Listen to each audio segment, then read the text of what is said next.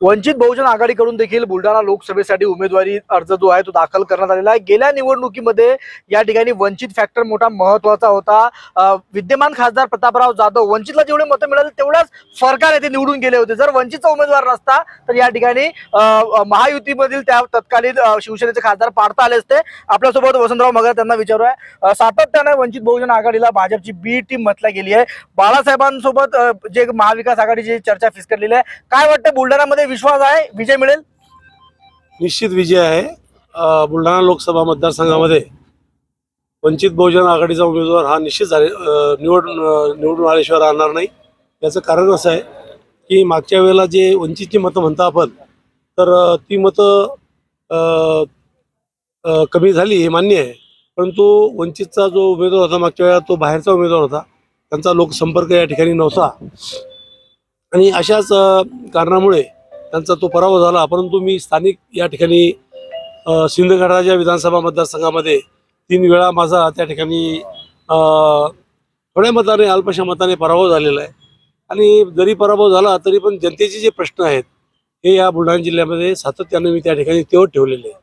त्याचं एक उदाहरण तुम्हाला नमुनादाखल जर सांगायचं म्हटलं तर साखरखेडा तालुक्याची ही आमची 1991-92 पासूनची जुनी मागणी आहे। बुलढाणा जिल्ह्यामध्ये साखरखेडा तालुका व्हावा म्हणून आम्ही महाराष्ट्राच्या यशाचं काय गमक आहे नेमकं? कुठल्या आधार तुम्हाला यश मिळू शकतं? यशाचं गमकच हे आहे की मी जो उमेदवार आहे तर तो जनतेच्या प्रश्नातून लढणारा उमेदवार आहे, लढवया उमेदवार आहे आणि लोकांची माझ्याबद्दल प्रचंड सहानुभूती गेल्या 3 विधानसभाच्या निवडणुकीमध्ये पडल्यामुळं सिंदखेडराजा विधानसभा मतदारसंघातून मला प्रचंड आघाडी यावेळेस मिळणार आहे। मी त्या भागामध्ये खडकपूर्णा पाणी परिषद असेल, जो सिंदखेडराजाचा जो दुष्काळग्रस्त भाग आहे तर तो अर्धा तालुका हा सिंचनापासून वंचित आहे। त्यामुळं मी जो प्रश्न आहे खडकपूर्णा पाणी परिषदेच्या माध्यमातून त्या ठिकाणी शासन दरबारी मांडलेला आहे। त्या प्रश्नावर मी सर्वपक्षीय लोकांच्या मिटिंगा घेतलेल्या आहेत, परिषदा भरवलेल्या आहेत, पदयात्रा काढलेल्या आहेत आणि साखरखेडा तालुका व्हावा म्हणून 70 गावचे सरपंच मी आतापर्यंतच्या अनेक 3 ते 4 मुख्यमंत्र्यांपर्यंत, त्यामध्ये मग सुधाकर नाईक होते, मनोहरराव जोशी होते, पवार शरद महाविकास आघाडी सध्या बुलढाण्यामध्ये लढत आहे, महायुती सुद्धा लढत आहे। मराठा उमेदवार त्यांच्याकडून दिला गेला। अपक्ष जे उमेदवार आहे शेतकरी नेते रविकांत तुपकर असतील, वन बुलढाणा मिशनचे संदीप शेळके असतील, हे देखील मराठा आहे। मराठा 4 उमेदवार आहे विरुद्ध ओबीसी चेहरा प्रकाश आंबेडकरांनी बुलढाण्यामध्ये दिला। याचा काही फायदा होईल असं वाटतंय का? निश्चित, कारण त्यांच्यामध्ये डिव्हिजन्स ऑफ वोट्स होणार, त्यांच्या मत विभागाचं सर्व विभागणी होणार आहे, त्यांचं ध्रुवीकरण आज झालेलं आहे आणि लोकांना सुद्धा एक ओबीसी चेहरा पाहिजे आहे। ओबीसीच्या आंदोलनामध्ये माझी अहम भूमिका राहिलेली आहे, त्यामुळं मला खात्री आहे की मला लोक यावेळेस स्वीकारतील आणि कुठंतरी एक परिवर्तनाची मनामध्ये खुणगाट मतदारांनी बांधलेली दिसते।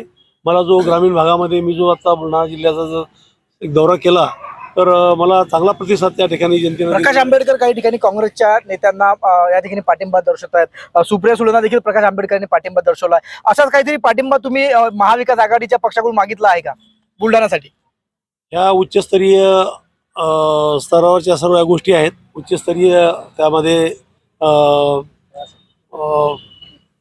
ती भूमिका त्या ठिकाणी आहे, त्यामुळे सुप्रिया ताई सुळे यांना जो पाठिंबा बाळासाहेबांनी दिला तो त्यांच्या लेवलवर तो योग्यच आहे, कारण त्यासुद्धा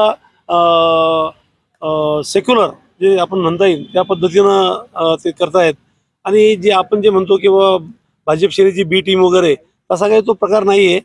हा चुकीचा प्रचार त्यांच्याबाबत केला जातो। तसं जर असतं तर त्यांनी आज बुलढाणा जिल्ह्यामध्ये माळी समाज हा 2ऱ्या क्रमांकावर आहे, केवळ महाराष्ट्रामध्ये सुद्धा माळी समाज 2ऱ्या क्रमांकावर आहे लोकसंख्येने, तरी सुद्धा अनेक पक्षाकडून तिथं त्या ठिकाणी त्यांना उमेदवारी मिळाली नाही। भाजपमध्ये सुद्धा अनेक लोक त्यामध्ये तिकीट मागत होते, शिवसेनेमध्ये उभाटामध्ये सुद्धा त्या ठिकाणी तिकीट मागत होते, परंतु त्यांना उमेदवारी दिली नाही। त्यामुळे निश्चित माळी समाज त्या ठिकाणी नाराज झालेला आहे आणि महाराष्ट्रामध्ये वंचितकडून 2 उमेदवार त्या ठिकाणी माळी समाजाचे देण्यात आले। त्यामुळं बाळासाहेबांच्या भूमिकेशी सर्व माळी समाज हा सहमत आहे निश्चितच माळी समाजाचा उमेदवार देऊन बुलढाण्यामध्ये प्रकाश आंबेडकरांनी एक वेगळी खेळी केलेली आहे. गेले इतर बाजूला जर आपण पाहिलं तर महाविकास आघाडी असेल, महायुती असेल आणि अपक्ष असे चारही उमेदवार जे आहे ते मराठा समाजाचे आहे आणि त्या विरोधात वंचित बहुजन आघाडीने ओबीसी चेहरा देऊन नवी खेळी केली आहे. खरंच ही खेळी किती यशस्वी ठरते हे देखील येणारा काळ सांगेलच. प्रफुल्ल खंडाते, महाराष्ट्र न्यूज, बुलढाणा.